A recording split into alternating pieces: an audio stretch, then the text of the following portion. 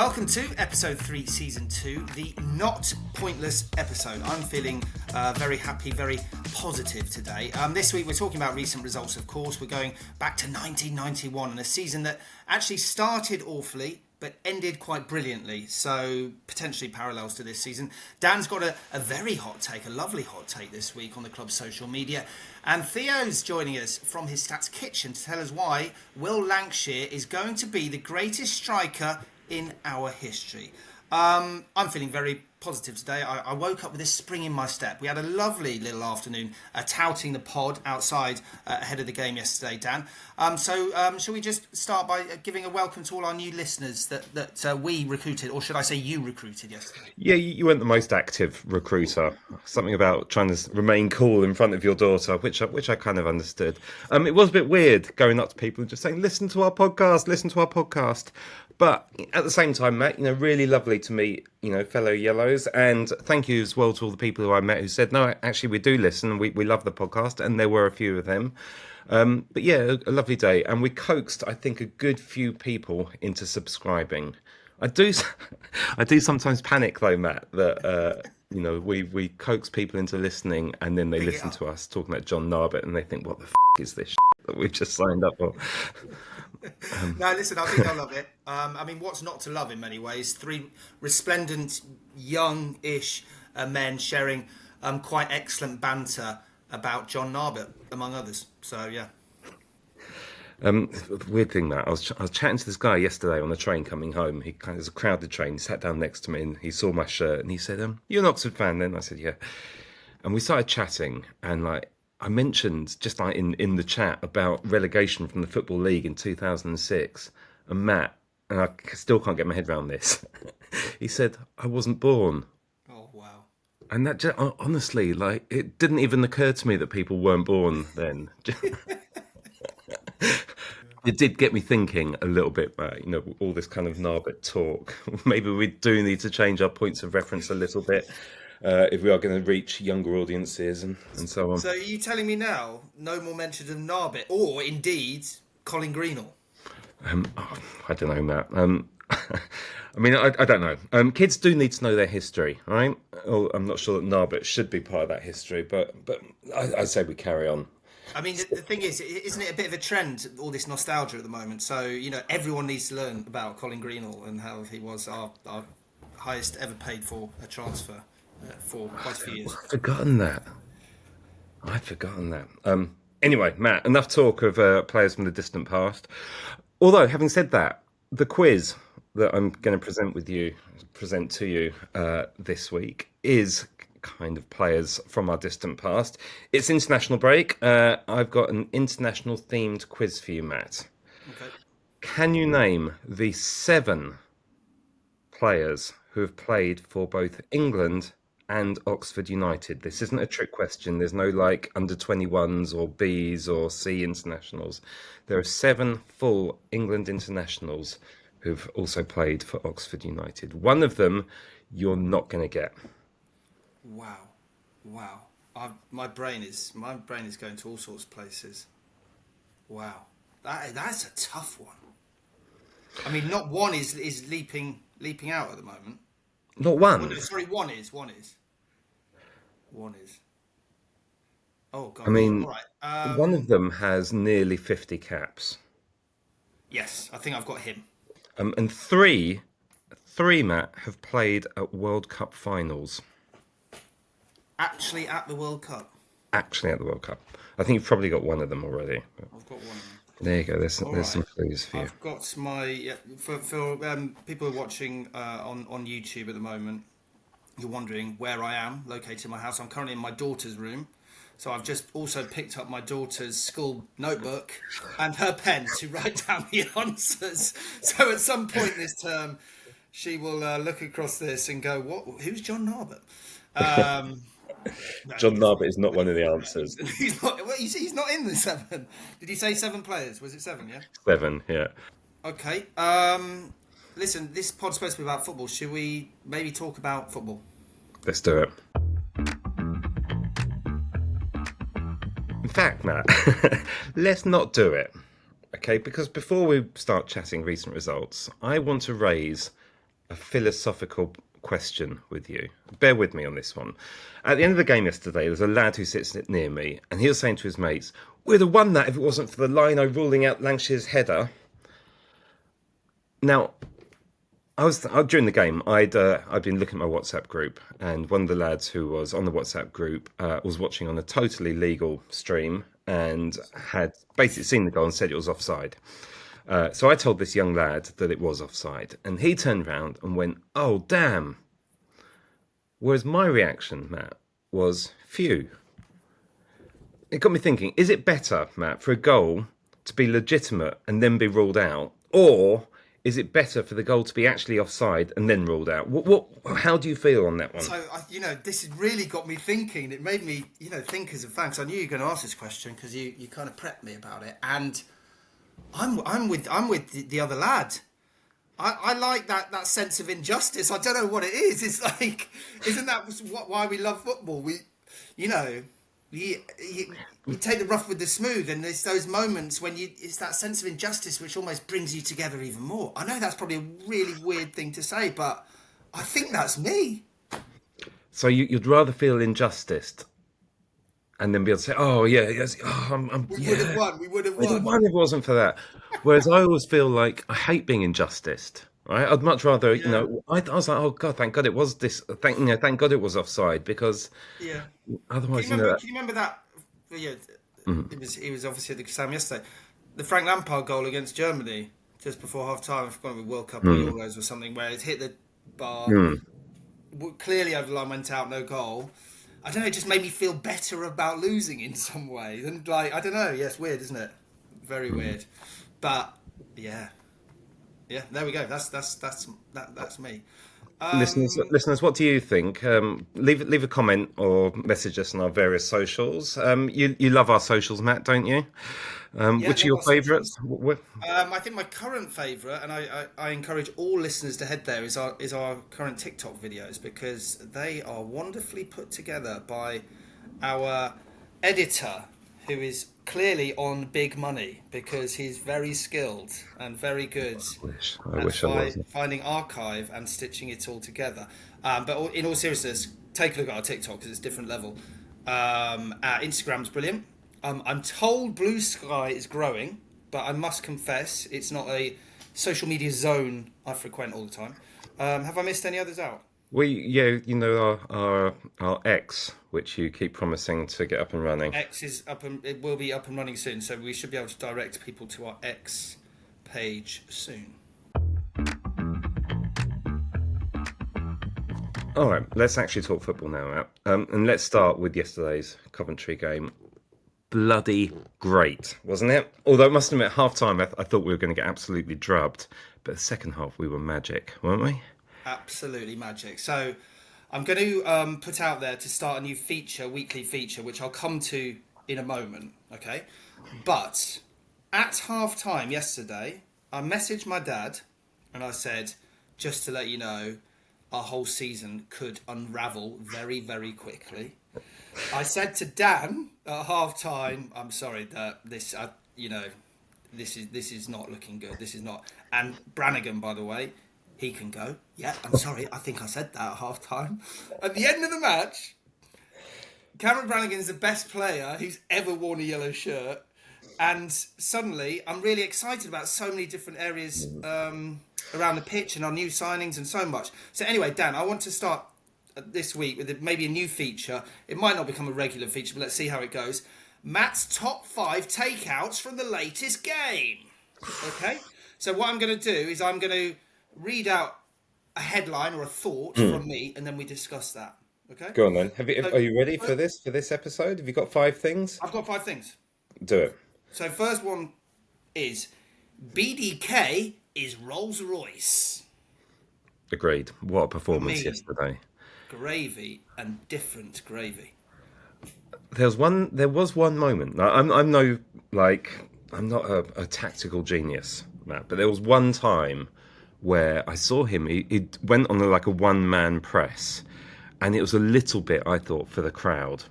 You know, like when when the player really wants to get the crowd on their side, and he did this kind of one-man press. And I'm not a tactical man, but I actually thought, because all the people around me were like, oh, brilliant, look at him go. What a hero he is. And I actually thought, I bet the manager's going wild because we'd have totally lost our shape because he was basically so there's a little bit of him that I think at the moment is almost trying too hard to please, but I think there's a hell of a player in there, and his little passes and his through balls and great player. Agreed. Rolls Royce. Passes, all right, so we agreed on that one. Number 2, Lankshear is a tub-thumping centre forward, and I'm here for it. And if anyone knows about centre forwards, Matt, it's you. So yeah. Well, it's the first time I've really kind of watched him and really like studied him, and I thought that goal against Hull, maybe a bit lucky, and like he is a massive upgrade on the Spurs striker we had last season, whose name Scarlett, I think. And he reminds me a bit of a kind of Rory Delap, a kind of put himself everywhere.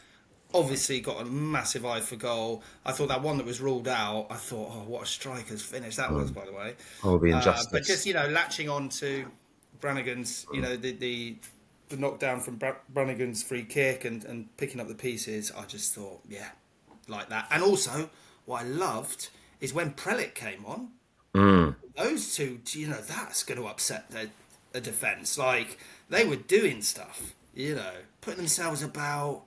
Oh, I enjoyed that run from Prellick. That set up the chance. The BDK then pulled back, and was it Dembele whacked it over? That was a great run. I know, wasn't it? Actually, Prellick didn't make my top 5 takeouts this week, but I think he's worth a chat. Number 3, Cummings' save just before half-time stopped the season from unravelling. Now, Cummings had a bit of a strange game yesterday because obviously that first goal, he would have been disappointed with it. No goalkeeper likes letting in a free kick, even though I don't think he could have done a lot about it. And he seemed a bit tentative throughout the game, like his distribution was a bit, oh, what shall I do? Do I stick or twist? That kind of thing.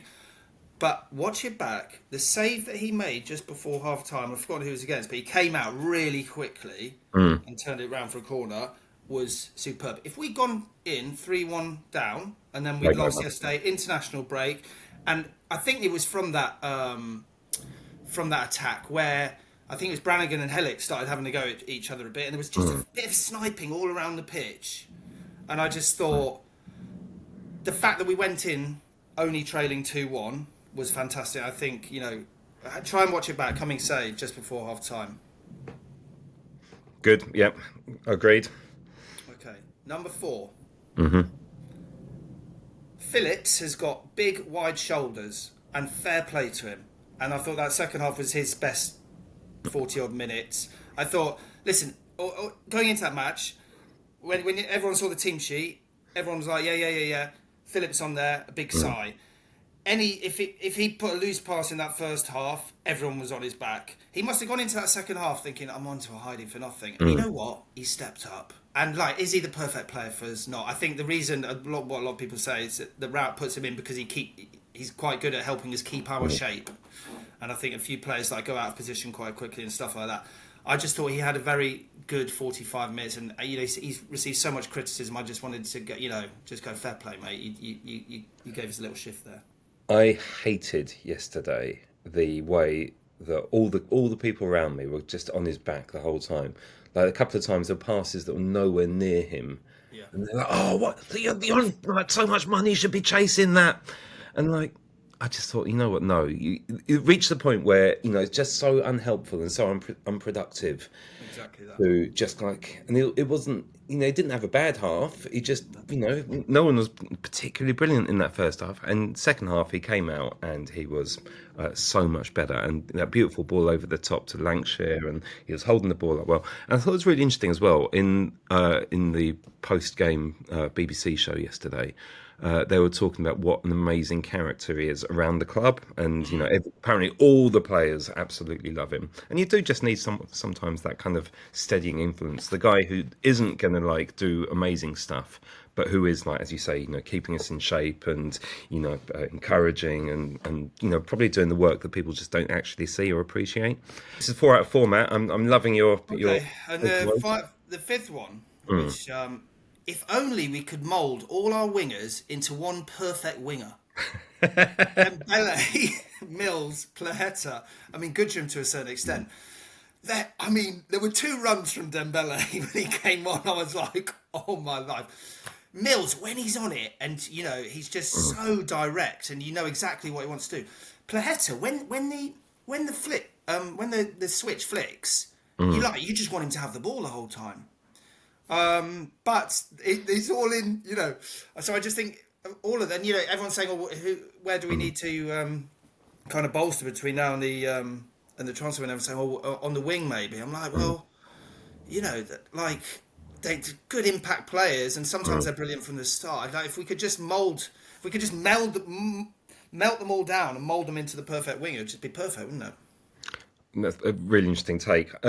It's funny, isn't it, with wingers? I always think, probably at our level, the perfect winger doesn't exist unless they're Joey Beauchamp, right? Who are once in a lifetime type player. When you're running at extraordinary pace, it's much more difficult to produce the end product. The reason that David Beckham, had such a cultured cross on him was because he had no pace whatsoever, right? So he's just not moving quickly when he's kicking the ball. Whereas if you're running at 100 miles an hour and you're trying to cross the ball at the same time, it's more difficult, right? So my general feeling is the perfect winger at our level does not exist. We got pretty close, I guess, with Josh Murphy, but only for that 6 months. And for the other 18 months of his contract, he was shite. So, yeah, good one. Yeah, I agree with you. Melt them all down. Breed them together. One final point for me from yesterday. Never, ever doubt Cameron Brannigan. One of my favourite moments I've ever seen on a football pitch was him rolling the ball 6 inches yesterday, when the ref's back was turned and the wall was looking the other way. Did you see that? I did see that. I watched it this morning, actually, just as a prep for this, topical and relevant podcast. I mean, he's so streetwise, right? He's so streetwise. I think my issue with him this season is he's almost too streetwise now. He's always looking for a foul. But yeah, no, I was God, I haven't celebrated an Oxford goal like that for a long time, probably since that Cardiff goal actually. But yeah, it's good. Listen, I don't want to talk too much about the other two games we need to cover. Anything to say at all about Brighton? Well, I wasn't there. Didn't sound great. Obviously, there's a bit of chatter before the game against Cov about kind of fallout from that, and I think we're still waiting to hear that. Potentially around Ingram and possibly even Elliot Moore. But anyway, it got me thinking: what's the worst beating you've ever seen an Oxford team suffer? I was at the 7-1 Birmingham at home, which was horrendous. Mike Salmon was our goalie that day. It was his debut. And my mate... He's been mentioned twice in 24 hours. We were speaking about him before the game yesterday. Yeah, well, I was chatting to my old mate Gunth at half-time. Gunth basically told us all. He said, Mike Salmon is the dog's bollocks, he said. And literally the first thing he did was just flap one into the back of the net. And then it was just downhill from there. It got worse and worse and worse and worse. And the poor lad, I think he left the club straight afterwards, basically, kind of in tears. Never came back. Played one game, let in 7. That was a bad day. The other day, we got absolutely spanked. We lost 6-1 at Southend. And there was a lad who I worked with at the time called Wayne Otto. And his brother Ricky Otto was playing for Southend. And he absolutely tore, I think it's Gary Smart, to shreds that day. Just absolutely. He was tricky and fast, and on his day, totally unplayable. And that day, he was unplayable. I think he got a hat trick. I hate being drubbed. There's no good feeling about it at all. Oh, there's one funny thing though from the Brighton game that I did want to mention. And it was their song that their fans were singing, which I thought was quite funny. They were singing "Who Put the Ball in the Oxford Net?" Half of the Brighton B team, and I thought that was quite funny. Credit to Brighton. Bit smart. Probably made that up on the hoof as well. So yeah. I love a good impromptu funny song. Quick word on Birmingham too. You were at Birmingham. Yes, I'll give you very quick takeouts. And to be fair, in terms of the performance, it's not too far off. For an away performance against a team who's spent 50 or 60 million over the last 2 years. we did okay, and on another day potentially could have nicked it. And actually, the result, now that we've had the Coventry game, almost kind of looks better. The performance looks better and everything, I think. So not a million miles away. The Oxford fans were amazing. Just a few takes from going to Birmingham. And I think I said in the previous pod that this whole Hollywood derby thing, Wrexham Birmingham, was annoying me. And there was just a few things that annoyed me throughout the day at Birmingham. The fact that the stadium was completely full. And Dan, I think we both have been to the Blues down the years, and it's been like 4,000 or 5,000 people there. But even though it was full, it was a really kind of dead atmosphere from them, almost like expectant, like, right, we're Hollywood United now. We expect to beat everyone, even though we've just come up from League One. And I thought the Oxford United fans were brilliant, and that just kind of annoyed me. And I thought, they were just a bit expectant and treating us like a small club. It's funny you mentioned that. The Birmingham released a TikTok. I love my TikTok. Yeah. They released a TikTok after the game, and it was a few of our chances, which admittedly weren't great chances, and they put a silly sound effect on our chances, and then they showed their goal and said, "That's how you do it." And I just thought that is such a classless thing to do.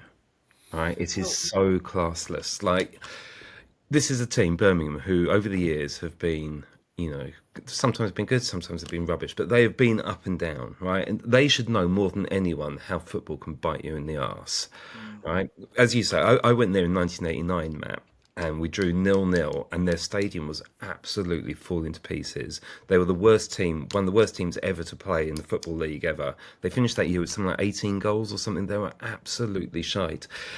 And that's Birmingham. That they've been that. Now they're going through a glory stage. So to start giving it that on the socials, I mean, I just really hope it goes belly up for them this season. Off the back of that, because football clubs their social media should be all about supporting themselves. You do not take the piss out of other teams, right? Totally agree. They're a crap, classless club. Delusions of grandeur, kind of like a West Ham or a Chelsea of the Midlands, I would say. Probably a West Ham, to be fair. I hate Chelsea as well. I know, but Chelsea won stuff. Yeah, true. See what I mean? But they were crap also before they got money. True.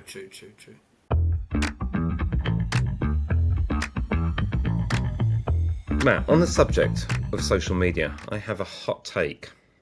And this might become a little bit controversial. I don't know. I currently hate Oxford United's social media. Having just talked about Birmingham's, ours isn't that bad, right? In terms, it's not kind of classless, but it's just so generically bland at the minute. It is so boring. I'm just going to give you some examples, like from yesterday. Pictures of the players arriving with the words "final preparations," handshake emoji, right? Pushing on. Points shared at home. We go again. It's just like it's 2 or 3 words, full stop, emoji, and it's bollocks. It is bollocks, Matt. Tough day in the office. Yeah, exactly. Jinx. And I know it's difficult, especially like, we're trying to be professional. We're trying to reach audiences like, from all over the world, one particular part of the world in particular, right? But it's not our club. Our club is it's always been human. It's been, it's a personality. It's something that we love, and they've stripped away all of that love, and they've just turned it into this bland, humorless, unable to kind of laugh at itself. We used to have brilliant social media. There was a time, I think it's the Appleton era, where the Twitter handle at the time was OUFC Live, so everyone called it OUFC Clive, which was quite funny. And they were really funny then. They would laugh at themselves, and they would interact with supporters, and there wouldn't be any kind of bland, generic corporate nonsense. I asked somebody yesterday who the people were at the time who were running it, and the 2 names who came up were Sarah Gooding and Kath Faulkner. They ran it, and they were brilliant. They really got the relationship between the club and the fans, and that's really missing at the minute. Everything looks good, don't get me wrong. All the videos are nicely produced and they're slick, but it's bland. I don't feel like it's my club at the minute. I don't get the love for the club at the minute that I always used to. I've got an idea, Dan. Go on. Should we try and get Kath or Sarah on? That would be great. I'm surely they're amongst our millions and millions of listeners.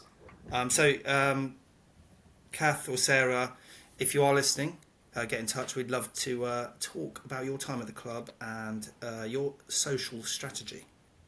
We could learn from it ourselves. Yeah, go on. Dan, I totally agree with you. But it's one of those things. It's like if you are... I mean, we could do a whole pod on things that happen when you become a championship club. Or it's like this professionalisation, but it turns into kind of a bland nothingness. And it's like an identikit kind of process of these updates. You're right. And suddenly that connection between club and fan gets lost because there's just a bit of a detachment. I did think there was a period last season where they were trying a few bits, whereas leaning into that, the local area, and maybe it's a bit around that kind of Des time, wasn't it? I think, and there were a few videos towards the end of last season that they then played on the big screen, which were quite nice, but certainly that kind of, that just the kind of jokiness or whatever you want to call it has kind of definitely gone, and I think corporate, you kind of hit the nail on the head, but it's just become a bit bland and a bit nothingness. So if anyone from the club is listening, shake it up, have a bit of fun. Have some fun. Yeah. We go again, Matt. We go again. We go again.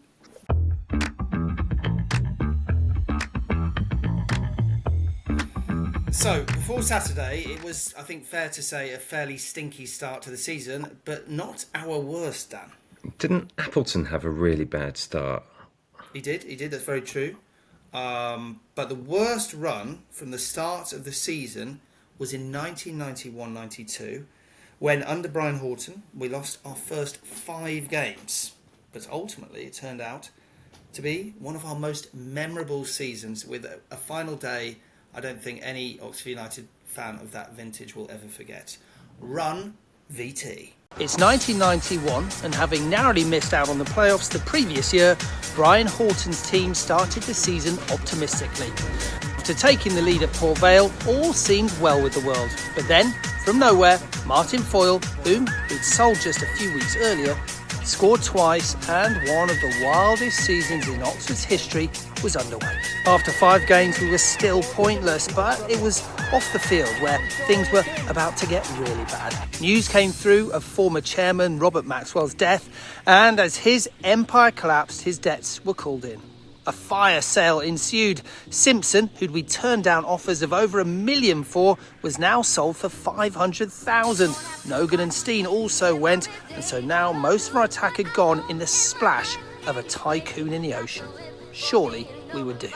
Not a chance. In came local youth teamers Joey Beauchamp and Chrissy Allen, and soon results started to turn. A 5-3 win over Swindon, a particular highlight. As he went through for Oxford's 5th. Joey really was the shining star and was turning in regular match-winning performances.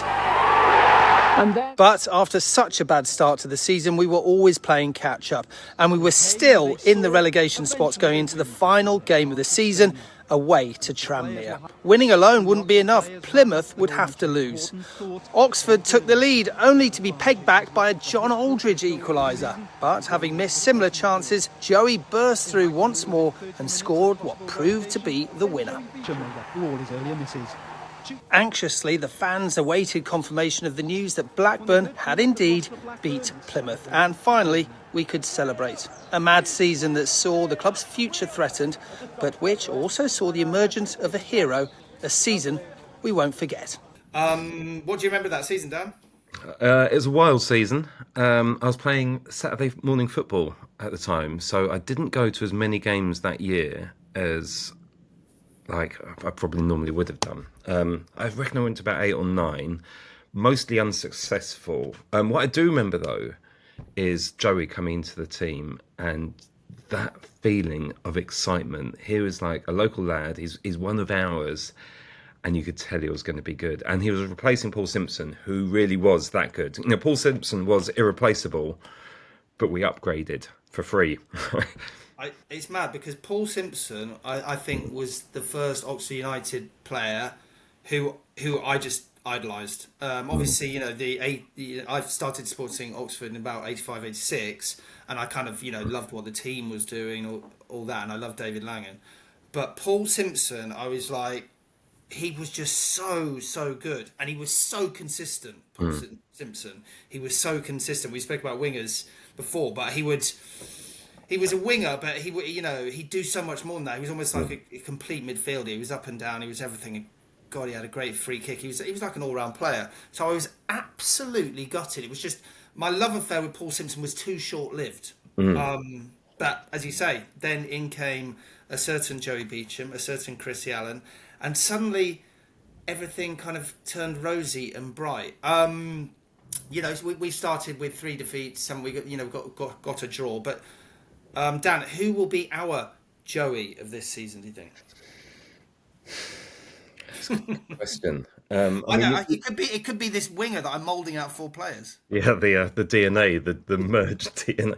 I mean, it'd be lovely if it was Tyler. And obviously, when Tyler came into the team, there was a lot of kind of talk about the similarities between him and Joey. You know, the jinking runs, the eye for the spectacular goal, the local lad, all that kind of stuff. I mean, Tyler's, I don't think, in great form at the minute. I think it's fair to say. I think he's absolutely got the quality to come back, and we forget he's a young lad who's just gone through a massive change in life. Tyler's going to find his form at some point, and he'll lead us on a charge. For our younger viewers, obviously we've spoken quite a lot on this pod about John Narbert. We've spoken quite a lot about Colin Greenall. We've been reminiscing this week a bit about this season. Could you tell our younger viewers, and I'm putting you on the spot a bit here, about someone called Trevor Aylott? Funnily enough, one of the games we went to that year, took all my work colleagues down to Millwall. I'd warned them all we were bad, and I warned them how bad Trevor Aylott was. Trevor Aylott was this extraordinary signing that Brian Horton made. We had, at the start of that season, we had an abundance of quality up front. We had Nogan, we had Steen. I know they got sold in the year. We had John Durnin. And for some reason, Brian Horton signed Trevor Aylott, who is 6'4". I mean, he may have been a player 10, 15 years previous, but by the time he joined us, he was so bad and so slow. I mean, if people whinging at Phillips yesterday, they needed to watch Aylott. This man moved. He had the turning circle of the QE2 mat, honestly. He did, and he wore a headband. And the thing, he did this on the halfway line, wearing his headband, which basically, like, keeper, whack it onto my head, and the keeper would whack it, and it wasn't literally on his head because he was so slow he couldn't move. I mean, he was like a low-grade Billy Whitehurst, and downgrade. But trying to think of a modern day equivalent, I was going to say Julian Alsop, but let's hope terrible it's not player. But listen.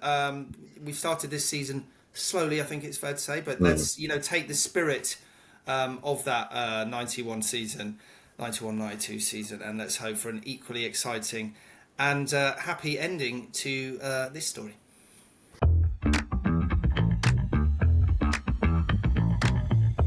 So Dan, you've got a few loose ends to tie up from previous episodes. Yeah, Les Robinson, friend of the pod, who we did a lovely interview with back in episode 14 or 15. He got back in touch with me about the singing of the song "You Are My Sunshine," which is another thing we've talked about in a previous episode, which was a song released by the 1996 promotion team. Although no one who we've spoken to actually wants to admit to having been a part of the recording. Now, he cryptically sent me a message saying basically he couldn't remember singing the song, but did vaguely remember going to a recording studio. Typical Les. Thanks for that, Les. I mean, you've actually only muddied the waters there, to be fair. So we don't know if Les was part of the singing or not, but we'll listen closely to see if we can pick up his northern tones. Another bit of correspondence we had, Andy Hill, whom I'm credited with owning an OG 1980 kit, the Adidas one. He got in touch to clarify he doesn't actually have an OG, but he has a recent replica. But what he does own, Matt, and I'm going to edit on a picture of this into our YouTube edit, is he owns an OG John Aldridge 1984-85 match-worn shirt with number and everything. So have a look at this on YouTube because it is a beauty. Has he got it framed or? He actually offered to lend it to us for the podcast, but I can't take that responsibility. No, that's far too much responsibility. Yeah, imagine amazing. my wife would pick it up and stick it in the wash and wash off the signature and stuff, and that'd be that. really, really bad.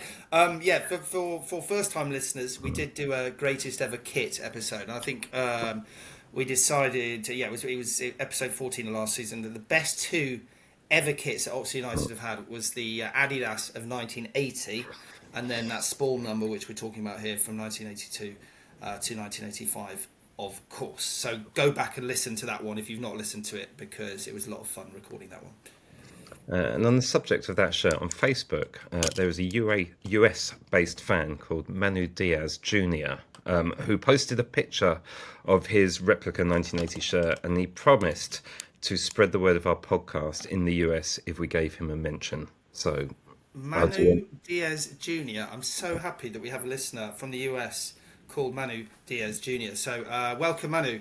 Thank you for listening, and don't let us down. Spread the word across the US.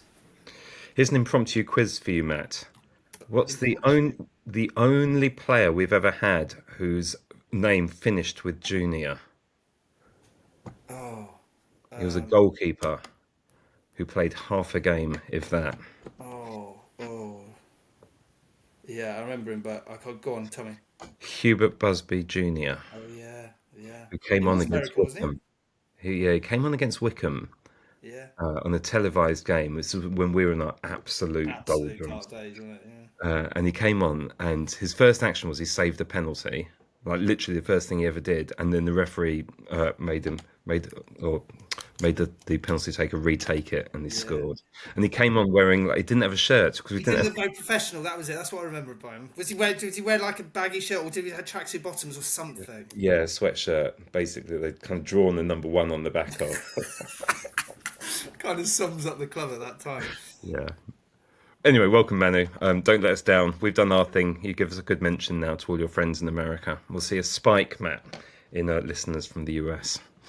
Yeah, and finally, a bit of potential social media interaction, interest, exciting news update.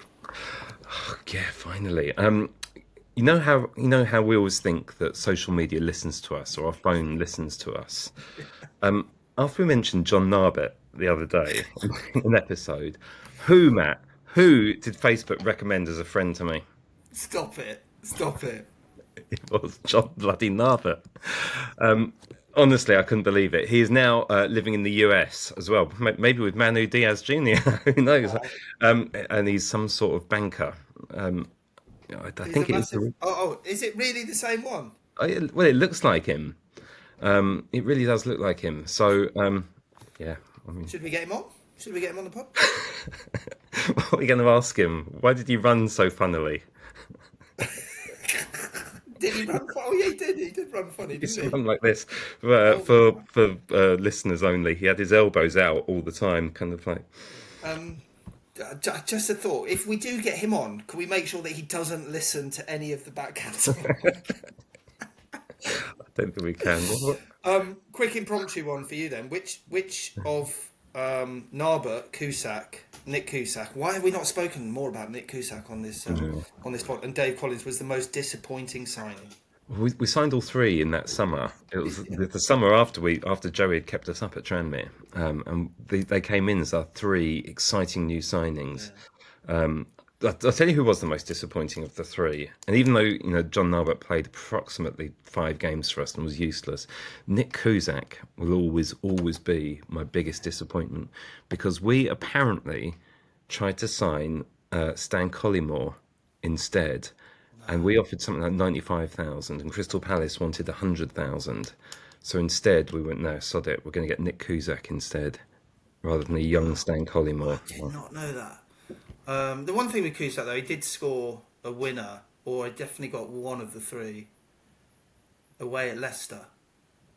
A game where we won 3-2, or we won 2-1. I forgot, but that was great. but he didn't do much else.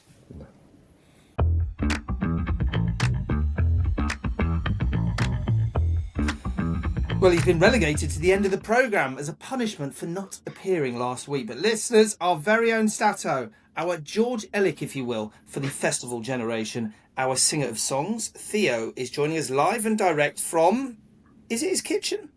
And Theo, we know your mum listens, so no pressure, but you best make this good after she's hung on for 40 minutes to hear your voice. Would it not just be easier, Theo, just to call her and like tell her your statistical analysis and save her actually having to listen to this nonsense about John Narbert anyway? Yeah, but then we wouldn't get the viewer numbers, would we? Good point, yeah. Very good. Anyway, Theo, you wanted to talk about possession stats. Yeah, well, I think we've all got our opinions on how this season has started, probably ranging from somewhere between poor and maybe a little bit shambolic at times. But I want to highlight one real issue that I think we're struggling with, and that's getting the ball and keeping it and doing anything with it. So just for reference, all of these stats are just the championship games. They exclude the 2 League Cup games, and they're all from FootMob. But our average possession so far this season is just 36%, by far the worst in the league, 24th out of everyone. Accurate passes, 24th in the league. Progressive passes, that's any ball into the box or any ball more than 10 yards forward than we've had it in the recent period of play, still 24th. And we're miles behind everyone else on progressive passes. The top teams are averaging 25 more per game than we are. And not only are we struggling with the ball, we're struggling to win it high up the pitch as well. We've only done this 5 times all season where we've won the ball in the opponent's third. And just for a bit of reference, Pompey have averaged 5 in each of their games they play, and we may see them as possibly one of our relegation rivals, but their press, as we saw when they played us, is really strong. So you can see this puts us as a team in a really difficult position. We're not winning the ball high up the pitch, and when we do get it, we're really struggling to move it up the pitch and even just keep it. But the slight conundrum here is that we're actually doing all right in terms of our attacking statistics, and with many largely comparable or even better than last season. If we just take one, it's just shots on target. We're currently 13th in the division with averaging 3.5 per game. That's compared to 3.3 over the whole course of last season, which doesn't sound like a big difference, but it is nearly 10% more shots on target. So it's definitely something we're seeing an improvement in. So what's happening here? Why we're not getting the ball, but we're doing all right in terms of goals and getting shots on target. And I imagine his praises have been sung on this pod and many others, and it's Will Lankshear that seems to be making the big difference. He's obviously had a great start, a couple of nicely taken goals, but it's his general play that I want to highlight here. And as you might expect from the possession stats I've just mentioned, we're relying heavily on long balls. Last season, about 1 in 6 of our passes were long. This season, it's about 1 in 4. And that just plays into everything we've mentioned about like these number of successful passes and things like that. And this is where Lankshear's ability is really helping us out. And he's winning 62% of his aerial duels and 56% of all duels, whether in the air or on the ground, which makes a massive difference when he's getting the ball lumped up to him from defenders. And without wanting to dig Harris out too much here, because he's had a tough week, if we look at his statistics last season, aerial duels, he won just 25%, so massive difference compared to Lankshear, and he won 32% of all of his duels. So Lankshear, it appears, is making the most of not much service, and that's giving us the opportunity to get near the opponent's goal. So it looks like we've got a bit of a gem there, and maybe an improvement in possession stats, which wouldn't take much considering they're pretty poor. We could see us properly competitive in the championship again. And the shining light that might make that happen is obviously Brian de Keersmacher, who made a big impact yesterday, and his successful pass rate and number of passes is considerably higher than Volks and Brannigan's has been in the very small sample size of games he's played so far. Transfer deadline day tomorrow. You're talking about how we are lacking kind of possession and things that we could do to fix it. Is there a player? How can you see us fixing this problem in the transfer window tomorrow? I think that getting the number 10 in the games that I've seen, Pompey and Birmingham, our number 10 roles really struggled in both of those. I obviously wasn't at the game yesterday, but it sounds like it was a little bit better in the second half. So whether the player's already at the club or whether we need to look at someone to just link the midfield and the attacking players a bit better and get that number of progressive passes up. Lovely stuff. Thanks, mate. Thanks for joining us. No problem. Thank you.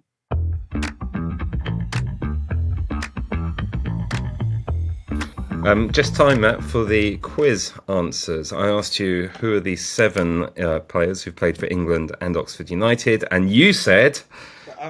Well, what I'm going to say is I've been talking for the last 45 minutes, so I haven't had a lot of time to think about. But I've jotted down off the top of my head 7 players, and I think maybe of this 7, I think maybe I've got 4. Maybe. Go on then. So shall I just off the top of my head? And do it. you know, if I had half an hour, I think I'd do a lot better. Half an hour of just sitting and thinking. So I'm just going to rattle these out. Tommy Caton. Incorrect. Under 21s only. Oh, this has to be proper first team. Yeah. Oh gosh. All right. Mark Wright. Correct. 46 caps for England. 46. Marco Gabbiadini. Incorrect. What? Oh, I thought he was a banker. Damn. All right, I'm not going to do very well here because I thought I've gone with my strongest. Jimmy Carter. Incorrect. Oh man, this is not going well. Well, I know this next one's wrong because I think he only got up to England B and is Kevin Brock. Incorrect, yep. Okay. Paul Simpson.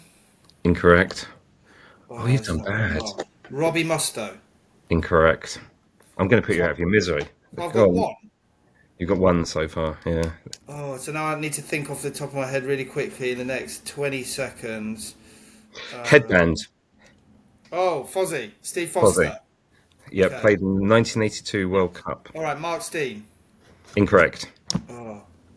Right, just give me another 15 seconds. No, it's not Dunn, not Penny. Not, Dave Penny. Was it John Narbert? I was going through teams. Right, I can't. This is killing our podcast. Yeah, think about retention here, Matt. Right, the answers are Colin Todd, of course. Of course, yeah. Played 27 times for England in the you mentioned 70s. there was- Steve Foster, who we've mentioned. Mark Wright. Steve Perryman, one appearance for England. David Bardsley, 2 appearances for England. Wow. Ian Walker, goalkeeper on loan from Tottenham, 4 appearances for England. And the one you are never, ever going to get, along with all the others you didn't get, was Colin MacDonald, who played for Headington United in 1949-50 and then played all of England's matches in the 1958 World Cup. Yeah, fair play. I should have got Perryman. I probably should have got Colin Todd. But yeah, not too bad. Thanks for that quiz. I enjoyed that, actually. So, next up, what we got? We've got Leicester next. I'm feeling relatively confident. Matt, you? A lot more confident than I was feeling. I'm feeling very positive about what's to come. And it gives us a bit of time over the international break to get those injuries fixed and get a few more in. So, yeah, let's see. Good stuff. I think we need to call it a day, Matt. It's been a long old day. You've got some lunch to go and make for your family. I'm going to go down to a very angry family, I think, in a moment. What are you making? What's the... It's a traditional roast today. Ooh, very nice. Chicken roast. So, there we go. Lovely stuff. Well, listen, it's been great fun. Thank you for listening. If you've made it all the way to the end, don't forget to share it with your friends and leave a review or comment. Yeah, to all those new listeners, I hope you enjoyed. And see you all next time. The big man with a big goal on the big occasion.